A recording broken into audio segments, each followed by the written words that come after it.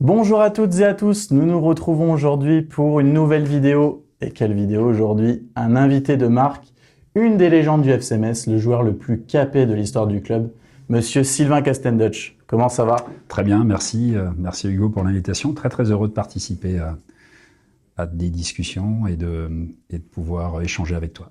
Merci, je suis ravi également. On va pouvoir un petit peu discuter de toute ta carrière, que ce soit au FC Metz ou les autres clubs que tu as pu faire. On va parler également du livre que tu as écrit, du coup, Derrière le masque. On va pouvoir aussi parler également de tes sélections d'équipe de France, parce que tu as 9 sélections, si je ne me trompe pas, en équipe de France. 9 sélections, oui. Puis également ta capacité à n'avoir jamais pris de carton rouge dans toute ta carrière. Donc on va un peu retracer tout ça Avec et on plaisir. va discuter. Avec Donc plaisir. la première question, c'est, vous êtes formé au FC Metz. Comment se sont passées vos premières années au club et vos débuts au centre de formation? Forcément, ça a été des étapes importantes. Ça avait commencé d'abord au lycée Robert Schumann, dans une section sport-études, dans laquelle je suis arrivé, j'avais 15 ans, en fait, pour une classe de seconde. Et ça a été une première étape importante, puisque ça m'a permis de faire du foot tous les jours, ce que je faisais pas dans mon petit club de village jusque-là, puisque, comme tous les gamins, on s'entraînait 1 ou 2 fois par semaine et on faisait le match. Là, en rentrant à la section sport-études du lycée Schumann, en fait, j'ai pu enfin commencer à réaliser mon rêve qui était de jouer au foot tous les jours. Donc ça a été une école exigeante mais intéressante où j'ai pu justement progresser pendant 3 ans au contact d'ailleurs des meilleurs garçons de mon âge de Lorraine puisque la sélection se faisait à ce niveau-là. Et comme je me suis révélé progressivement, le FC Metz et monsieur André Vatrin, qui était le directeur sportif à l'époque, avaient un œil sur moi, notamment la dernière année, quand j'étais en terminale, quand j'allais passer le bac. Et en fait, quelques semaines avant de passer le bac, monsieur Vatrin est donc venu me voir en me disant que le FC Metz souhaitait me recruter. Je jouais à l'ASPTT Metz à l'époque, j'étais pas au FC Metz, et donc il m'a proposé d'intégrer le centre de formation. Et donc, je suis rentré pour 2 ou 3 ans au centre de formation du FC Metz. Donc, nouvelle étape importante et exigeante aussi, puisque là, je me suis retrouvé avec une vingtaine de garçons qui avaient également beaucoup de qualité. Et donc, voilà, on s'est formé, là encore, pendant 3 ans, avec Marcel Husson, qui était l'entraîneur du centre de formation à ce moment-là, et qui progressivement m'a fait confiance et m'a fait comprendre que si je continuais à bien travailler, le contrat pro dont je rêvais allait arriver. Donc voilà un peu mes premières années. Ça a été avec Marcel Husson, recruté par monsieur Vatrin, et j'ai découvert un club que je ne connaissais pas évidemment, dans lequel je suis arrivé assez tardivement finalement, puisque je devais avoir 18 ans quand j'ai intégré le centre de formation du FC Metz. Et donc il a fallu très vite montrer de quoi j'étais capable, et ça a fonctionné. Et il y a des joueurs justement quand tu arrives au centre de formation un petit peu qui ont fini aussi professionnels avec toi. Est-ce qu'il y a quelques joueurs tu nous parlais d'une forte sélection? Il y avait quelques joueurs qui t'ont un peu marqué pendant cette période du centre de formation? Oui, tous les copains, de toute façon, de cette épopée-là. Alors après, finalement, peu ont fait une belle carrière. En tout cas, n'ont pas eu la longévité que j'ai eue.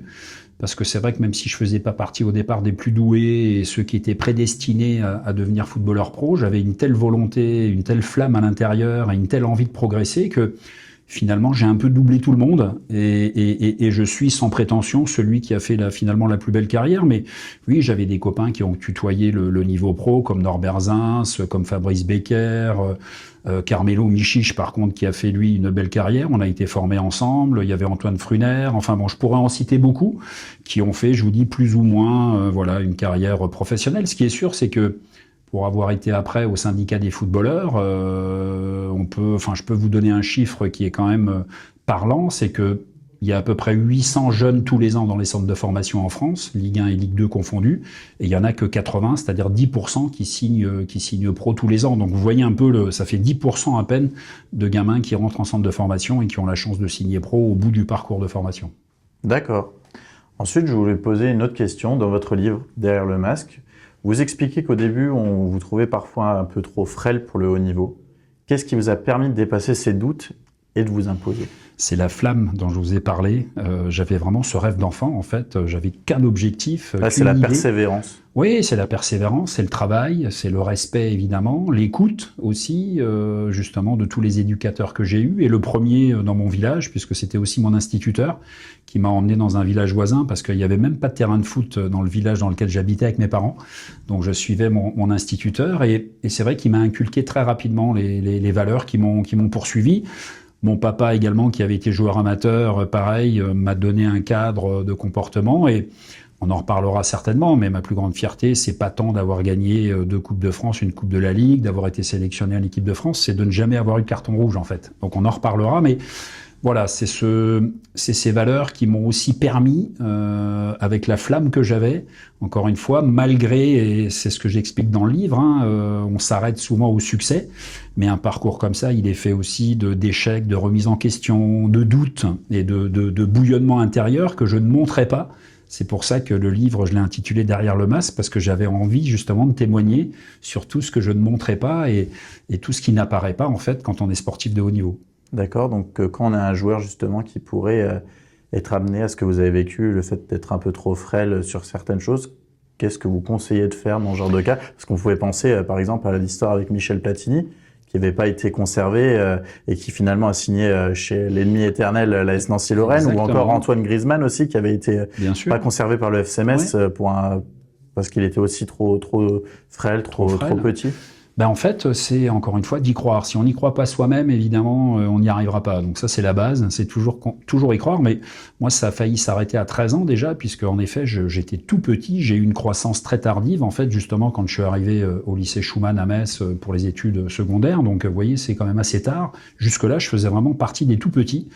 D'ailleurs, dans le cahier photo du bouquin, pour ceux et celles qui le liront, vous verrez que les images sont parlantes, en fait. Et donc, à 13 ans, quand j'aspire à être parmi les meilleurs minimes d'Alsace, puisqu'à l'époque on parlait pas de U11, U13, c'était minime, et donc c'était les meilleurs jeunes Alsaciens qui étaient sélectionnés. Et quand j'arrive à la dernière étape, en fait, malheureusement, j'avais beaucoup de ballons. En effet, je me distinguais dans le jeu, mais le sélectionneur, en étant défenseur, m'avait dit écoute, petit, je ne te garderai pas sur cette dernière étape de sélection parce que justement, je te trouve trop petit, trop frêle pour un défenseur. Donc quand on vous dit ça à 13 ans, quand on a envie justement d'être footballeur professionnel, qu'on est dans un petit village et qu'on sent que c'est l'opportunité pour aller ailleurs et pour progresser, il a fallu dès 13 ans trouver les ressources et puis les moyens justement de ne pas s'arrêter à ça, de ne pas subir la situation et de rebondir. Donc ce que je peux conseiller, même si c'est pas toujours évident, quand on a un coup d'arrêt, quand à un moment donné quelqu'un ne vous fait plus confiance, bon, il faut à la fois en tenir compte, mais surtout essayer de dépasser cette situation et puis trouver les ressources pour continuer à croire en soi. D'accord, merci. Et ensuite, je voulais vous demander, du coup, en 1988, vous avez remporté également, du coup, une Coupe de France avec Metz face à Sochaux en marquant le tir au but décisif. Qu'avez-vous ressenti au moment de tirer le penalty et qui a permis d'offrir cette victoire au club? Là encore, j'explique ça dans le bouquin parce que c'est vrai que beaucoup de supporters ou de ceux qui suivent les matchs se mettent un peu à la place des tireurs. Et c'est vrai que j'ai le souvenir sur ce tir au but là parce que j'étais un peu spécialiste des penaltys. J'en ai tiré beaucoup dans ma carrière. J'étais capitaine, donc j'avais des responsabilités. Et c'est vrai que c'est un exercice que j'aimais bien et que je réussissais plus tôt, puisque le premier que j'ai raté, c'était bien plus tard, en fait, et notamment en 96, je sais pas si on en parlera, mais une finale de Coupe de la Ligue, où là, dans la séance de tir au but, je rate en fait le premier tir. Là, j'étais désigné en dernier, en fait, en 88, et donc si je marque, en fait, voilà, et si l'adversaire rate le penalty, c'est ce qui s'est passé, on gagne la coupe. Donc, du rond central jusqu'au point de penalty, je peux vous dire que c'est très long. On est dans un espèce d'état second parce qu'en fait on est tiraillé entre mettre à profit l'ambiance qui est là parce qu'il y avait énormément de Messins, donc on se sent soutenu, encouragé, mais en même temps ça ne doit pas paralyser parce que la responsabilité est tellement importante que ça peut en effet avoir des conséquences sur votre geste. Donc bon, ce soir-là, j'ai réussi à maîtriser justement cet environnement et puis plus je m'approchais, alors après il y a de l'intox du gardien, de l'adversaire, l'arbitre qui vous parle, donc c'est des moments très particuliers où en effet là on ressent une espèce de paroxysme de responsabilité et de stress, et là encore l'enjeu c'est de le dominer pour ne pas le subir. Donc cette fois-là j'y étais arrivé, et en 96 c'est aussi un geste technique qu'il faut réussir à faire, et en 96 par contre j'avais raté. Donc ça vous montre là encore que voilà, d'un match à l'autre, d'un événement à l'autre, d'une étape à l'autre, c'est vrai qu'il y a rien n'est acquis en fait. Ouais, c'est sûr. Et justement cette pression, ça me fait penser un peu à un tir au but qui arrivait très récemment là, lors de la finale de la CAN avec Brahim Diaz du coup qui tente une panenka. Oui. Est-ce que quand vous êtes arrivé au moment du 5e tir, vous êtes dit, je tire normalement comme d'habitude, ou vous vous êtes dit à un moment, est-ce que je tente quelque chose? Ah non. Parce que je pense aussi à Mickaël Landreau aussi, qui avait tenté une Panenka en finale, je sais plus si c'était Coupe de France ou Coupe de la Ligue avec Nantes, et qu'il avait raté. Donc vous vous êtes dit, on tire comme d'habitude, et on se fait confiance, ça rentre pas. De mémoire, parce que il y a plusieurs solutions en fait. Soit on est déterminé à tirer d'un côté, soit on tient compte du gardien et de son déplacement, ou du fait qu'on attend le dernier moment pour choisir.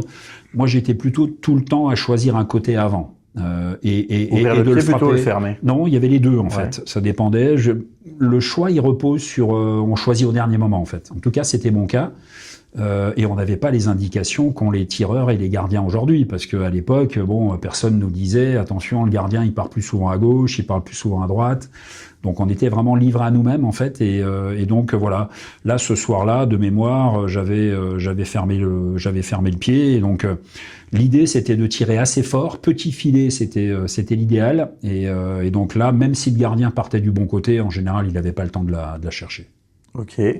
Ensuite, je voulais vous demander, vous avez joué aussi au Red Star, à Saint-Étienne et à Toulouse. Je voulais vous demander un peu vos expériences, qu'est-ce que ça a apporté en général dans ces clubs, et surtout revenir sur Geoffroy Guichard avec Saint-Étienne, l'ambiance qu'il y avait là-bas, parce que c'est quand même un stade vraiment mythique. Ouais, donc le Red Star, c'était une année importante dans mon parcours aussi. C'était en Ligue 2, non? C'était en Ligue 2, c'était la seule saison que j'ai fait en deuxième division.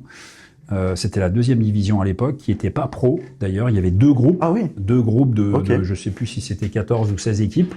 Donc c'était vraiment un peu le Moyen-Âge en 84, parce que en fait le club de Metz, alors que je venais de signer mon premier contrat pro, me le suspend, me prête au Red Star, parce qu'en fait je faisais mon service militaire au bataillon de Joinville, qui était basé à Fontainebleau. Donc le FC Metz et Monsieur Vatrin, à l'époque, le directeur sportif, cherchait un club un peu plus proche de Paris, justement, pour m'éviter les déplacements, et surtout, comme j'étais encore en apprentissage, pour que je fasse une saison complète.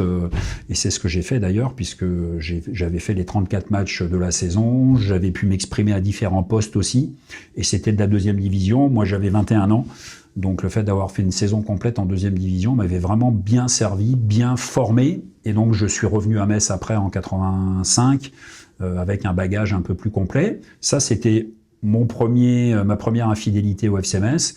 Il y en a eu donc deux autres. En effet, je suis parti à Saint-Étienne en 90. J'avais signé 4 ans à Saint-Étienne. J'y suis resté 3 ans. J'avais été recruté par André Laurent. C'est vrai qu'ici à Metz, ça faisait 8 ans que je jouais avec les pros. Donc dans une carrière, il est quand même toujours bon de se remettre en question. J'avais envie d'aller voir un peu ailleurs, et donc André Laurent m'avait sollicité. J'étais tombé sous le charme de ce président à Saint-Étienne.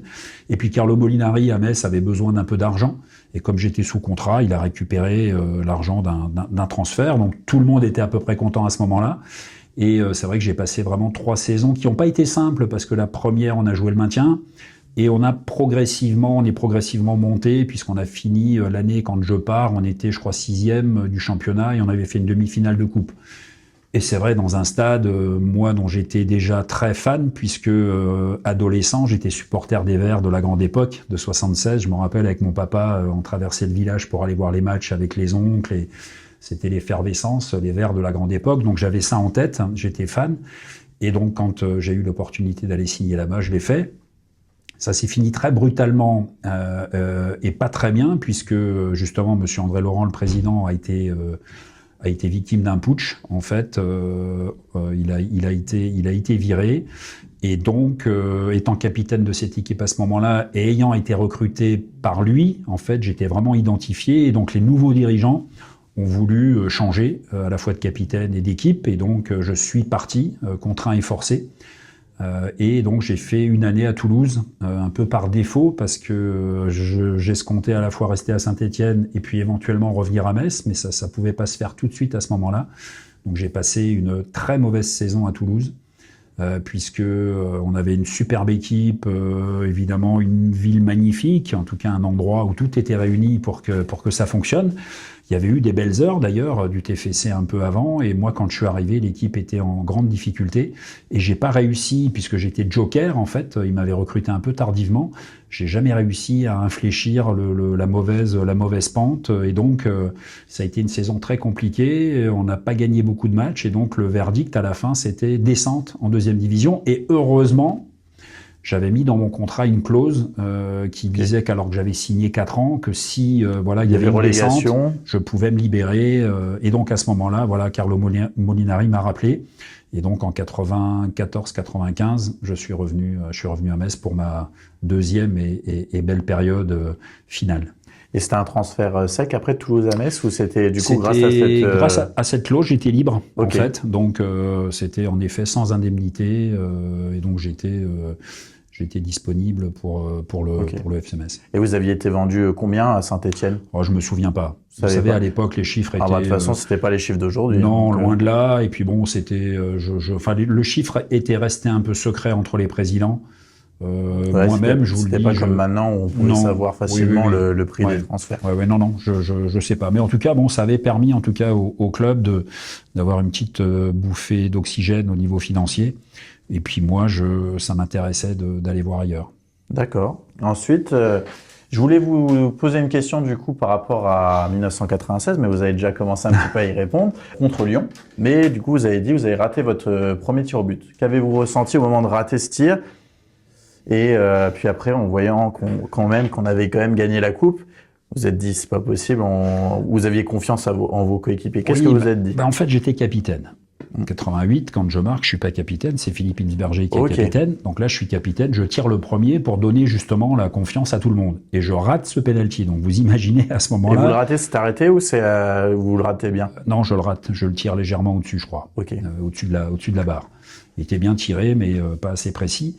Et donc, oui, là, je ressens une énorme à la fois déception, mais qui est très très ponctuelle, parce qu'en fait, faut pas trop le montrer pour pas accabler ceux qui vont tirer derrière.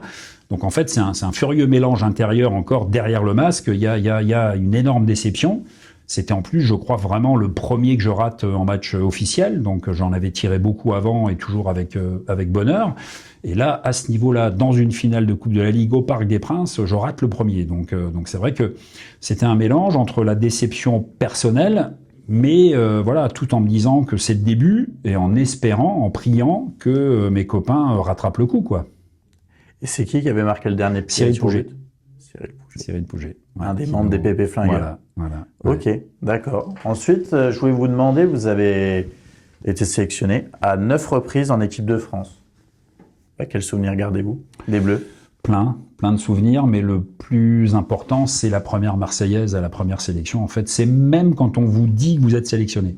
Parce que c'est vrai que pour tout footballeur, d'être en équipe de France, je vais pas être original, mais c'est le Graal. En fait, tout le monde, quand il commence sa carrière pro, espère ou a cette motivation de devenir international. Donc quand, en effet, je me rappelle, c'était justement Monsieur Vatrin et Marcel Husson, que j'avais retrouvé en tant qu'entraîneur de l'équipe première, qui m'avait donc formé au centre de formation, m'appelle dans le bureau et me dit, écoute Sylvain, je viens d'avoir un coup de fil, tu vas en équipe de France. Donc là c'est extraordinaire en fait, c'est exceptionnel. Ah, c'était comme ça que ça se faisait à l'époque, c'était plutôt des coups de fil. C'était pas, il y avait pas de convocation comme maintenant. Enfin si, dans un deuxième temps, mais le sélectionneur prévenait avant d'annoncer la liste officielle, ou en annonçant la liste officielle, en même temps, il prévenait le coach des équipes dans lesquelles étaient les joueurs pour les anticiper un peu le truc, quoi. Et donc en tout cas à ce moment-là, c'est comme ça que ça se passait.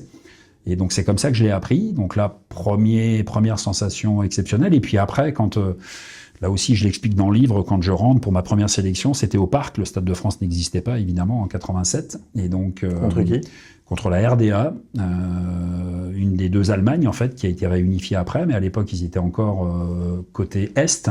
Et donc quand je rentre là dans le tunnel et que je sors et qu'on s'aligne et qu'il y a la Marseillaise qui retentit, là, je peux vous dire que c'est des sensations uniques en fait, parce que et d'un poids terrible aussi, parce que c'est là qu'on ressent en fait la responsabilité qu'on peut avoir de représenter son pays, d'être les 11 en fait à ce moment-là, les meilleurs du pays pour représenter l'équipe de France et la France. Et c'était un match de qualification pour l'Euro 88 ou c'était un match amical? Non, c'était un match.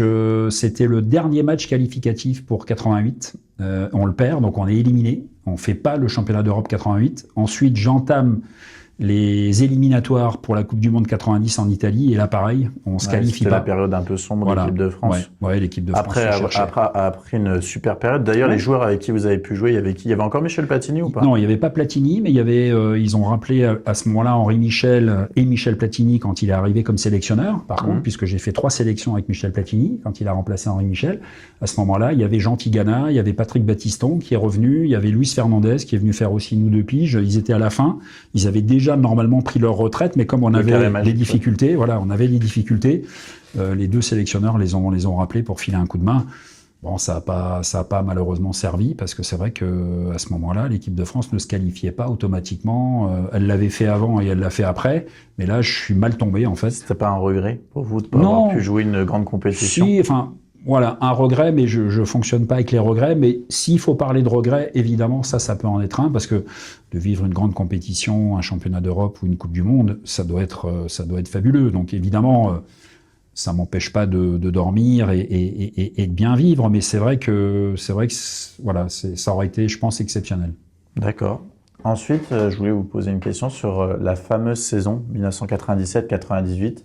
Elle reste historique pour Metz, avec cette lutte pour le titre jusqu'au bout contre Lens, où malheureusement, on finit 2e au goal average. Avec le recul, qu'est-ce qui a fait la force de cette équipe et qu'est-ce qui a manqué pour être champion? Moi, je suis né en 98, j'ai pas pu la connaître, je l'ai que vu dans les livres ou dans les vidéos, mais c'est vrai que c'était l'année où on aurait pu voir le FC Metz champion. Ouais, on y a cru jusqu'à la dernière minute en fait, puisque le scénario il va être trop long à décrire, mais en tout cas, je pense qu'on perd le titre au match retour contre Lens. Ouais, quand vous perdez 2-0. Voilà, Lens vient gagner chez nous.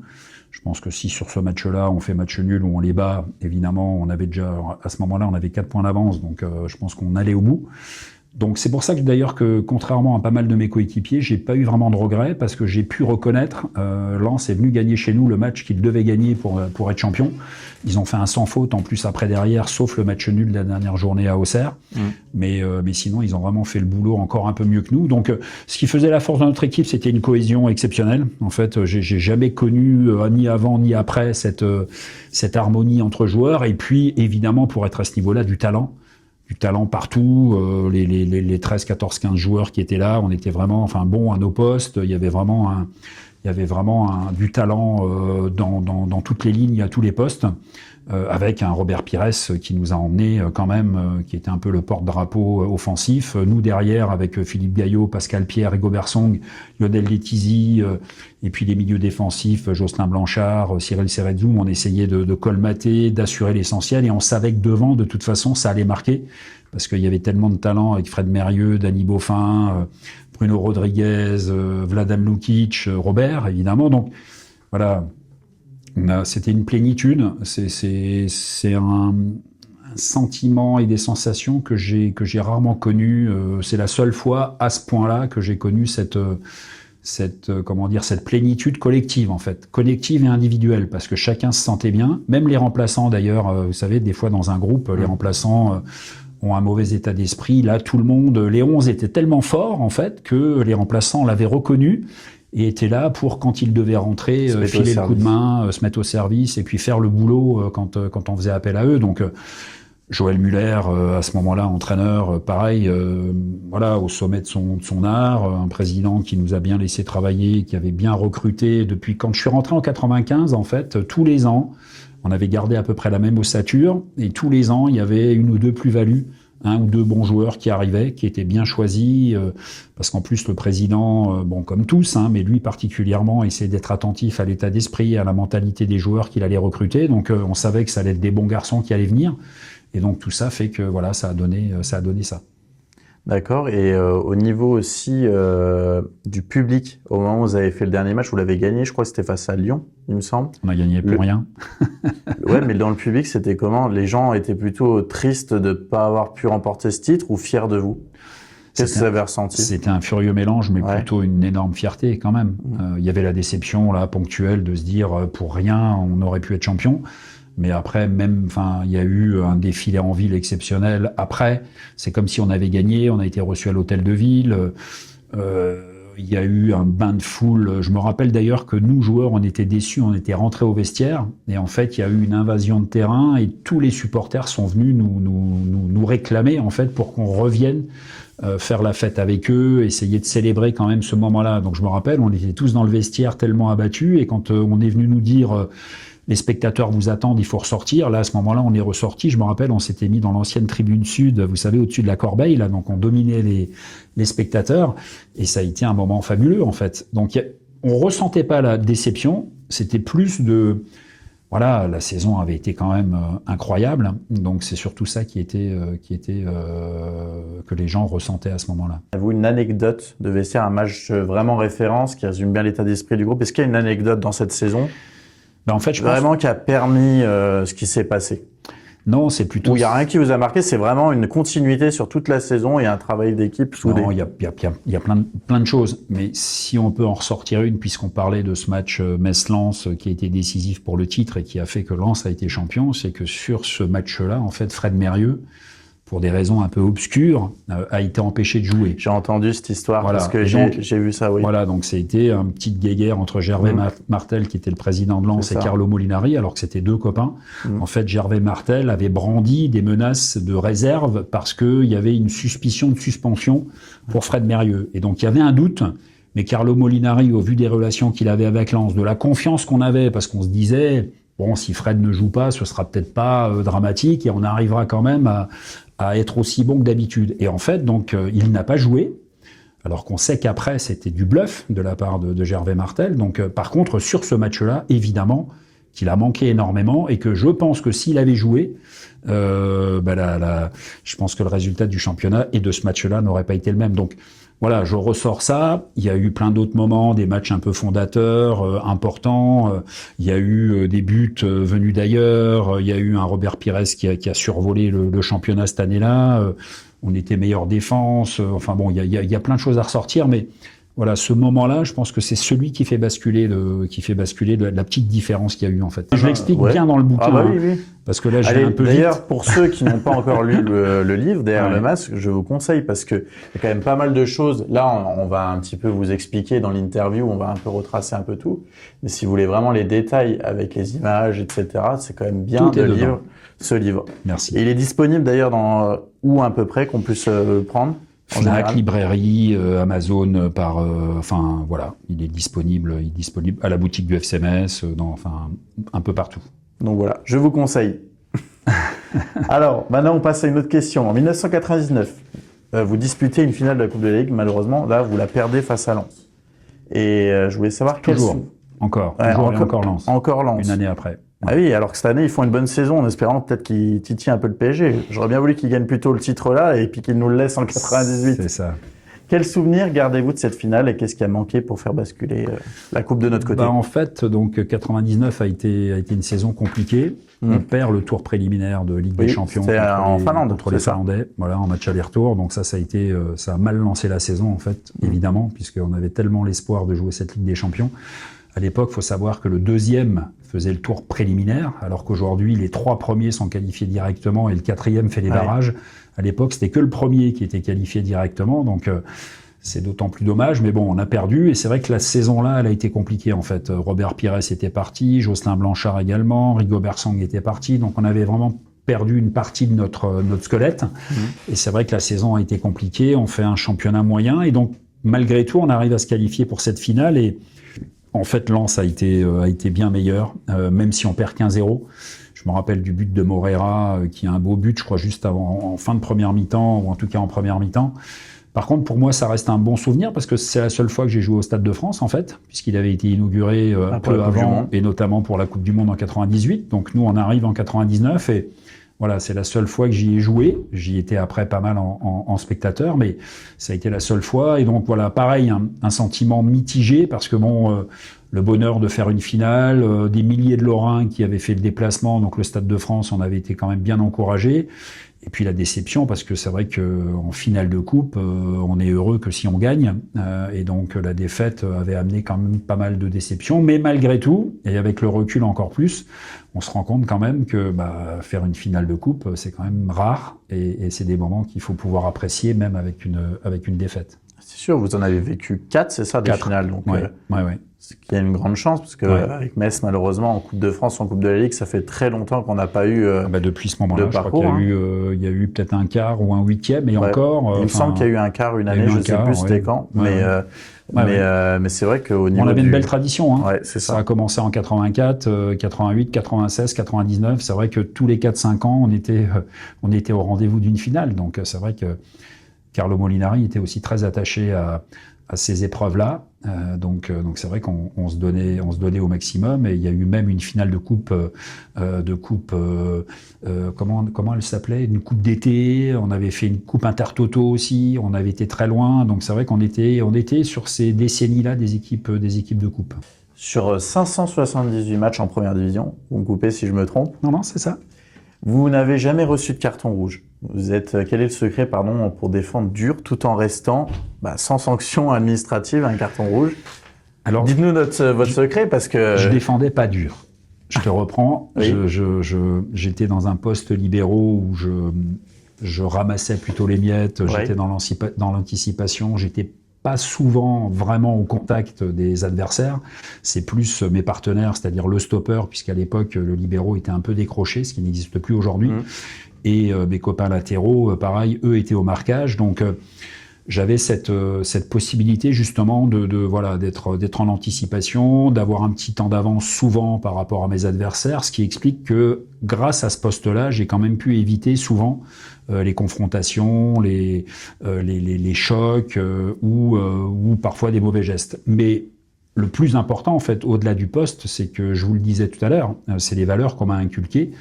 C'est cette droiture, ce respect général tout le temps, et puis la volonté vraiment d'être bon et de gagner, mais pas par tous les moyens, en fait. C'est-à-dire d'être tout le temps respectueux de l'adversaire, de l'arbitre, de mes coéquipiers, évidemment. Donc, plus j'avançais d'ailleurs dans la carrière, plus c'est devenu un objectif de ne pas prendre de carton rouge, parce que je trouvais ça quand même, en ayant joué presque 20 ans au plus haut niveau, en tant que défenseur, je trouvais ça exceptionnel de pouvoir finir sans en avoir un. Et il n'y a pas un moment où vous avez frôlé la catastrophe? Si, il y a eu un match, entre autres, mais il y a eu surtout un match à Monaco, je me rappelle... L'attaquant file au but, et c'est vrai que je suis en retard, évidemment sans volonté de le déséquilibrer ou d'arrêter sa course, mais en fait je le stoppe, et je me souviens plus du nom de l'arbitre, mais c'est quelqu'un qui m'aimait bien, et j'avais défendu les arbitres. Donc en fait j'étais capitaine, et je servais tout le temps ils se servaient de moi aussi, les arbitres, pour calmer mes copains, parfois même les adversaires. Donc il me connaissait pour ça, et donc à ce moment-là, alors qu'il avait mis la main à la poche, parce que je méritais le carton rouge sur ce coup-là, même s'il n'y avait pas de volonté de faire mal. Dernier défenseur. J'étais dernier défenseur, et il arrive, et je me dis non, c'est pas possible, et en fait en me voyant, il arrête son geste, il range le carton, et il me dit je te le mets pas, Sylvain, parce que c'est toi, pour un peu service rendu. Et donc voilà, c'est une des rares fois où, mais encore une fois, pas par méchanceté, mais juste parce que en étant dernier défenseur, on est parfois en retard, et donc ça peut. Et vous aviez déjà un jaune au moment-là? Non, j'avais pas de jaune. Et il vous a même pas mis de carton jaune? Non. D'accord. Et ça part aller justement du côté de Monaco? C'était une autre époque. Hein. Okay. C'était une autre époque. Il n'y avait pas la VAR, il n'y avait pas. Donc c'est vrai que c'était un autre arbitrage. Si, ça a râlé, évidemment, mais l'arbitre était à ce moment-là encore plus qu'aujourd'hui vraiment. Enfin. Et c'était qui cet arbitre? Je me demande si c'était pas Monsieur Garibian. Mais okay. En tout cas, voilà, c'est une petite anecdote, mais en tout cas, sinon, tout le reste du temps, j'ai rarement été dans une situation où je craignais, où j'aurais pu craindre ça. Il y a eu une autre anecdote, c'est quand je fais disjoncter Eric Cantona, je jouais à Saint-Étienne et lui était capitaine à Nîmes, donc on était capitaines tous les deux. Je connaissais son caractère volcanique puisque j'avais été au bataillon de Joinville avec lui pendant 1 an. Et à ce moment-là, on jouait le maintien, les deux équipes. En fait, c'était un match très important. Et connaissant le caractère d'Eric, en tant que capitaine, j'avais un peu, mis sous pression l'arbitre. On s'était un peu parlé, sans se dire de vulgarité, mais en tout cas, on s'était chauffé un peu tous les deux. Et c'est lui qui avait craqué. Et donc, il avait été expulsé. Et c'est la fois où, après, il annonce qu'il arrête le football. Et heureusement, quelques semaines après, il part en Angleterre et il lance sa carrière à Leeds et à Manchester. Donc, je disais à la presse, quand on m'interroge sur cette étape-là, je dis que c'est moi qui ai lancé la carrière d'Eric Cantona en Angleterre et qui ai fait qu'il est devenu King Eric à Manchester.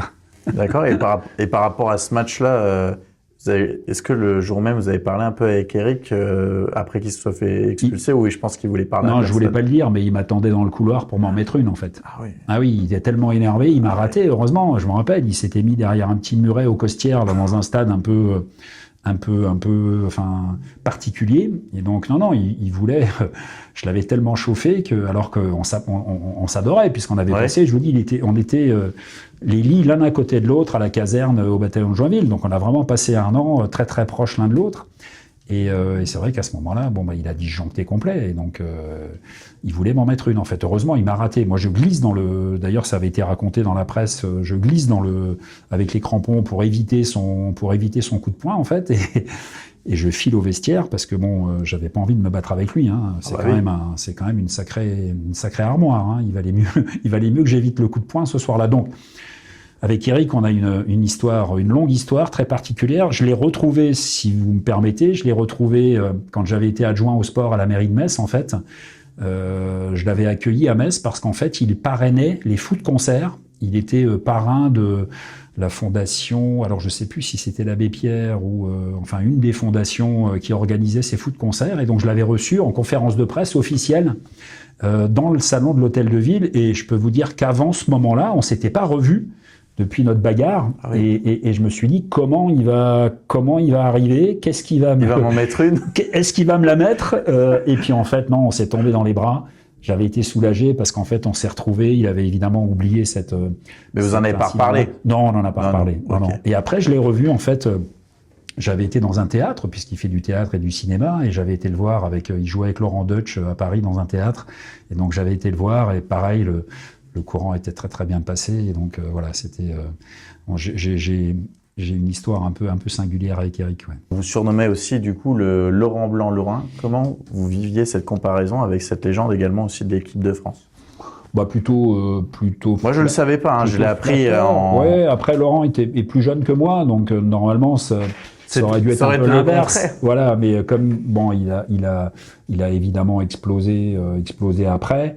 On était en concurrence d'ailleurs, et puis il a pris les devants. C'est vrai que moi, jusqu'en 98, en fait, et notamment avec mes belles années Messine, quand je suis revenu alors que j'avais 35 ans, j'étais quand même tellement bon à ce moment-là que j'espérais encore, pourquoi pas, retrouver l'équipe de France. Ouais, c'était possible que vous soyez sélectionné. Oui, bien sûr, puisque je faisais partie des meilleurs défenseurs, meilleurs du championnat, mais lui était là, et donc c'est lui qui avait la confiance d'Aimé Jacquet, et c'était juste, hein, puisque en effet, il a largement contribué à la victoire en Coupe du Monde. Donc la comparaison, oui, mais en même temps, comme il était plus jeune, c'était voilà, ça m'a jamais posé aucun souci, et de toute façon, c'est un peu le jeu, quoi, hein, qu'on soit comparé un peu aux uns et aux autres. Voilà, ça fait partie. C'est vrai qu'on avait un style assez. D'ailleurs, quand il m'a remplacé à Saint-Étienne, j'ai eu d'autant plus de regrets que je pense qu'on aurait pu faire de belles choses ensemble. Il y avait Jean-Pierre Cyprien qui était également défenseur central à ce moment-là, et on aurait pu à 3, si j'étais resté, si les dirigeants l'avaient voulu, je pense qu'on aurait pu vraiment amener Saint-Étienne à vraiment faire quelque chose de notamment la Coupe d'Europe que Saint-Étienne attendait depuis à nouveau très longtemps, quoi. Ok, la différence aussi avec Laurent et vous, c'est que lui, il en a pris des cartons rouges. Il en a pris un qu'il a privé aussi de la finale. Exactement. Avec pourtant, le Croate. Voilà, pourtant, c'était pas un joueur méchant, agressif, mais c'est vrai que le poste veut que de temps en temps, on peut se retrouver en difficulté à ce niveau-là. Ouais. On va passer sur un moment un peu plus triste entre guillemets pour vous, votre dernier match qui devait être votre jubilé contre Bordeaux, mais vous prenez un centre en plein visage. Je sais plus le nom de la personne qui a mis ce centre. C'est Jérôme Bonicel, ouais, le Bordelais. Donc, Jérôme Bonicel. Ouais. Et vous pouvez nous raconter quoi sur ce moment? C'est sûr que vous vous souvenez pas qu'est-ce qui s'est passé. Vous avez revu les images après. Après, peu de ce qui s'est passé avant. Par contre, j'ai vu des images, oui. Au bout de 8 minutes, en fait, il y avait tout le stade était là pour me faire la fête, puisque c'était en effet mon jubilé. J'avais annoncé que je stoppais ma carrière, donc il y avait une belle fête qui était prévue, et puis au bout de 8 minutes, je prends le ballon en plein visage, et donc le chaos technique, en fait. Je me réveille à Bon Secours, qui était l'hôpital voisin, quelques heures après, enfin je me souviens plus combien de temps après, mais pas très longtemps, mais en tout cas suffisamment pour qu'en effet, on m'évacue du stade, et voilà, ça a été une soirée très particulière pour tout le monde d'ailleurs, puisque d'ailleurs, voilà, beaucoup s'inquiétaient. Parce qu'il y en a qui ont pensé que vous étiez mort. Je sais pas, mais en tout cas, par exemple, la famille, en effet, était très très inquiète, puisque quand on évacue quelqu'un inconscient, oui, on sait pas ce que ça peut donner. Donc, il y avait ce mélange, en fait. C'est toujours le dernier match est toujours une fête sauf quand l'équipe est en grande difficulté et qu'elle peut descendre, mais sinon les derniers matchs sont toujours des fêtes. Et là, c'était d'autant plus la fête qu'en effet, c'était mon dernier match. Donc, oui, mais je j'ai pas de regrets non plus parce que bon, ça a été une sortie originale finalement. On m'en parle encore aujourd'hui tout le temps. Donc je voulais pas cette sortie-là, mais on choisit pas. C'est des accidents. Et vous avez jamais pu refaire une petite chose, genre un match à nouveau, non pas un match, mais plutôt un jubilé, une nouvelle rencontre avec les supporters, un nouveau jubilé à la place. Non, on n'en a même pas parlé avec le président Molinari. Non, j'étais vraiment passé à autre chose. Et en fait, comme très vite, j'ai plus fait de matchs d'anciens, je me suis plus entraîné, donc je voulais pas non plus donner éventuellement une mauvaise image ou pas me faire plaisir. Donc en fait, la question c'est pas posée. Il y avait celui-là, il y avait ce moment-là. En plus, l'histoire est un peu particulière parce que bon, à l'époque, sur mes quelques derniers mois, Albert Cartier, qui était l'entraîneur, m'avait mis de côté, donc j'avais accepté la proposition. Je m'étais déjà reconverti en fait en étant encore sous contrat de footballeur puisque j'étais adjoint au sport et à la jeunesse de la ville de Metz à partir du mois de mars de cette année-là. Donc quand j'ai fait ce match en mai, en fait je m'entraînais plus. Albert m'avait dit avec Carlo, il m'avait dit bon écoute Sylvain, ce serait bien quand même que tu fasses le dernier, justement dans cet esprit de jubilé. Donc voilà, on l'avait préparé et comme ça s'est passé comme ça, après la question elle s'est plus posée. J'en faisais pas en tout cas, il n'y avait pas d'envie particulière par rapport à ça. Et les premières personnes qui sont venues à vos nouvelles du club, c'était qui? Je me souviens pas, mais tout le monde s'était plutôt inquiété. Donc oui, Carlo Molinari en tête. Ensuite, je voulais vous demander en 2006, maintenant on va passer après votre carrière, en 2006, vous devenez coprésident de l'UNFP. Pourquoi avoir choisi de vous engager dans ce rôle et quel est le travail de l'UNFP pour les joueurs en général? Alors, la particularité de l'UNFP, donc le syndicat des footballeurs, c'est qu'on est déjà investi quand on est joueur. Donc, notamment les capitaines, souvent, sont les ambassadeurs du syndicat au sein des clubs. Donc, moi, je remplissais déjà ce rôle-là. Et donc, le président Philippe Piat de l'époque, qui après a été avec moi, j'ai été son coprésident pendant 20 ans, m'avait dit, écoute Sylvain, quand tu arrêtes ta carrière, j'aimerais bien que tu t'engages et que tu viennes me rejoindre à l'UNFP en tant que salarié et à plein temps, puisque c'est un syndicat qui dispose de moyens confortables et donc qui peut proposer à des anciens joueurs de se reconvertir. Donc j'ai accepté ça, ce qui fait que très logiquement, en fait, j'ai intégré l'UNFP. J'étais, je vous l'ai dit, capitaine des équipes, donc j'avais ce sens de l'intérêt général, du collectif. Donc pour un syndicat, évidemment, c'est des valeurs qui sont importantes. Donc Philippe Piat l'avait senti, il était venu me chercher à Metz, et donc c'est comme ça que ça s'est fait. J'en ai été pendant, une bonne vingtaine d'années coprésident. En fait, il y a deux fonctions principales en étant au syndicat et notamment président. C'est qu'un, on représente les footballeurs. Ce sont des salariés de droit commun, donc il y a une convention collective. Il faut discuter les droits et les devoirs des footballeurs dans cette convention. Donc il y a un dialogue social, comme dans tous les métiers. Et donc le rôle du syndicat des footballeurs, c'est de défendre les droits des footballeurs et puis d'accepter évidemment la partie devoir et de la négocier avec les présidents. Donc ça, c'est le premier rôle. Il y a 93% ou 95% en général des footballeurs qui sont adhérents de l'UNFP, donc on est vraiment très représentatif de la profession. Les autres, ils sont adhérents de quoi? Non, ils sont pas adhérents. Et vous savez, on peut jamais faire l'unanimité. Il y a quelques rares footballeurs qui, soit parce qu'ils comprennent pas ou parce qu'ils sont individualistes, qui n'adhèrent pas, mais sinon tous les autres le sont. Donc on est très légitime auprès des présidents quand on va discuter pour eux. Et la deuxième grosse partie de service qu'on rend aux footballeurs, c'est sur tout ce qu'ils doivent mettre en place en dehors de l'aspect sportif. Je pense aux assurances qu'ils doivent souscrire pour se couvrir, je pense à la formation reconversion, je pense à la gestion de patrimoine, je pense aux contrats et aux conseils qu'on peut donner de management aux uns et aux autres qui en ont besoin. Vous voyez, donc il y a du boulot. Il y a une partie de représentation pure et de dialogue social et une autre partie où on offre des services en échange d'une adhésion annuelle, symbolique, qui permet aux joueurs justement de bénéficier de ces conseils.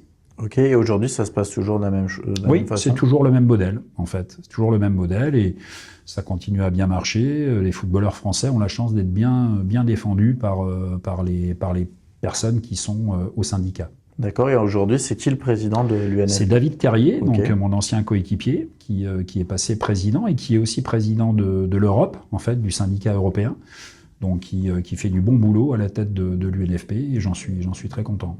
D'accord. Ensuite, on va parler de votre livre un peu plus en profondeur. Donc, vous venez de publier le livre Derrière le masque avec une préface de Robert Pires et une postface du général Pierre de Villiers. Pourquoi avoir eu le besoin d'écrire ce livre? Il y a plusieurs raisons. La première, c'est que j'en avais l'idée depuis longtemps, mais comme je vivais entre Metz et Paris un peu à 315 à l'heure, c'est la vitesse du TGV, puisque je le prenais pratiquement tous les jours, j'ai pas eu le temps de me poser, donc j'attendais l'opportunité, en fait, le temps de le faire. Donc ça, c'est le premier point. J'ai pu me poser quand j'ai quitté l'UNFP, donc je me suis reposé à Metz et j'ai rencontré Pierre Théobald, ça c'est la deuxième raison, journaliste qui m'a aidé à coécrire le livre, parce que je me suis rendu compte en commençant à écrire mon témoignage que c'était compliqué, qu'on n'écrit pas un livre sans se faire aider justement par un spécialiste. Donc Pierre connaissait très très bien le club, son histoire, puisqu'il avait été journaliste notamment au Républicain Lorrain, et donc il a vraiment bien compris ce que je voulais faire, on s'est bien entendu, son style d'écriture m'a vraiment beaucoup plu aussi, et donc voilà, on a travaillé pendant 1 an pratiquement, en se voyant très régulièrement, et c'est la deuxième raison. La troisième, c'est que je ressentais de la nostalgie ou le besoin des supporters, qu'ils soient actuels ou de ceux qui ont connu mes générations de footballeurs, de revivre, que quelqu'un leur écrive en fait de l'intérieur ce qui s'est passé pendant ces années-là et d'avoir le plaisir de lire justement toutes ces victoires et le fait que le FC Metz à l'époque était vraiment sur le devant de la scène. Donc il y avait aussi cette raison-là, je sentais qu'il y avait un bon timing et ça se vérifie puisque c'est vrai que le livre marche très très bien et tous les témoignages que j'ai en fait de supporters qui ont connu ces périodes-là me remercient parce que ça leur permet justement de revivre les sensations et de se souvenir de ces belles années. Et ça met combien de temps à écrire un livre comme ça? Vous avez mis combien de temps? J'ai mis plus d'1 an en fait. Ouais, mais et c'est un travail de tous les jours ou c'est plusieurs périodes où on travaille pendant quelques jours? C'est des petites périodes en fait où on se voit, où on discute, où il faut laisser un peu mûrir les discussions et les choses et puis ensuite il y a la formalisation. Bon, c'est des étapes en fait. Et donc je vous dis avec Pierre ça s'est vraiment très très bien passé et donc le résultat on me dit qu'il est sympa et il y a une bonne lecture à faire. Ensuite, dans ce livre, justement, Derrière le masque, vous évoquez aussi des doutes, des blessures invisibles derrière l'image du joueur serein. Oui. Qu'est-ce que les supporters ne voyaient pas forcément derrière le joueur que vous étiez? Je donnais le sentiment de toujours tout contrôler, tout maîtriser, d'être serein, d'être oui, comme par exemple le tir au but que vous ratez. Là, on parle encore de sérénité qu'il faut avoir. Exactement. C'est en apparence, il faut pas montrer ses faiblesses, ses doutes. Et donc, c'est ce que j'ai toujours réussi à faire, puisque c'est un peu comme ça qu'on me cataloguait, quelqu'un qui assumait tout le temps, qui était jamais en position de faiblesse. Mais par contre, à l'intérieur, c'était pas ça du tout.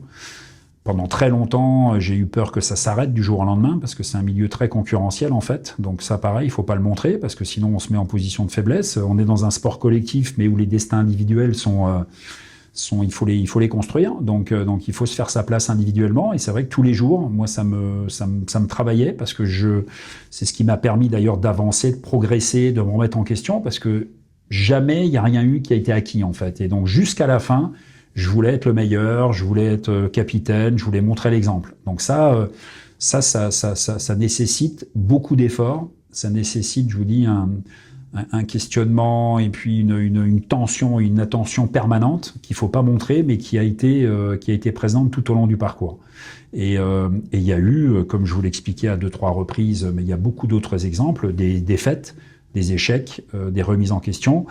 Manque de confiance parfois d'un entraîneur ou d'un président, donc pareil, il faut surmonter ces moments-là, mais il faut pas montrer qu'on est en difficulté, parce que sinon, et c'est un peu paradoxal, mais on vous aide pas. Au contraire, on a plutôt tendance à, comme dans les effectifs, il y a 15, 20, 25 joueurs, chacun veut jouer le dimanche, enfin le match du week-end, et donc c'est aussi une concurrence interne. Et donc le capitaine encore plus doit être infaillible. D'accord. Et la première fois que vous êtes capitaine, Ça se passe comment? C'est quelqu'un qui est venu vers vous et qui vous a dit, enfin l'entraîneur de l'époque que vous aviez, il vous a dit, Sylvain, je veux que ça soit toi le capitaine, ou c'est vous aussi qui C'est tout petit déjà. demandé? C'est tout petit déjà. En fait, depuis En catégorie jeune aussi, vous ouais, étiez en catégorie capitaine? jeune, j'étais capitaine très souvent, ouais. Et puis ensuite, en équipe réserve du FCMS, j'étais capitaine. Donc en fait, ça devait correspondre à l'entraîneur a besoin d'un relais en fait, et je pense que le président aussi. Donc je faisais ce relais entre mes copains, les coéquipiers, et puis l'encadrement. Donc c'est vrai que c'est un rôle un peu spécifique, mais qui est très important.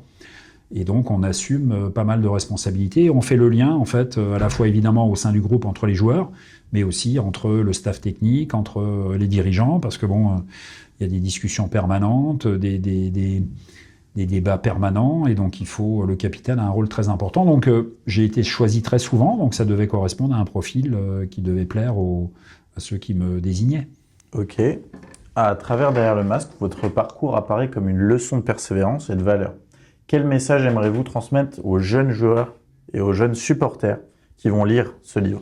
C'est de toujours croire en soi, sans tomber dans la prétention ou d'être trop en confiance, mais en tout cas, justement, dans les moments compliqués et difficiles, c'est de garder confiance en soi. Parce que c'est cette flamme qu'on a à l'intérieur qui permet justement, quand elle vacille un peu, quand justement on est en difficulté, c'est de garder cette volonté farouche d'y arriver, de surmonter les obstacles. Donc ça, et puis évidemment, après, ça va être un peu bateau, mais le travail est essentiel. La persévérance, vous l'avez souligné, mais il y a une autre valeur qui pour moi est aussi importante, c'est le respect.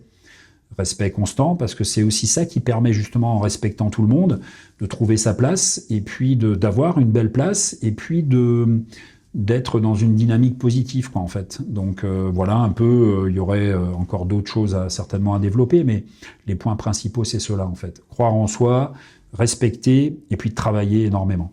D'accord. Et j'avais une dernière question aussi. Avec le recul sur toute votre carrière, quel moment symbolise le mieux votre histoire avec le football et avec le FCMS?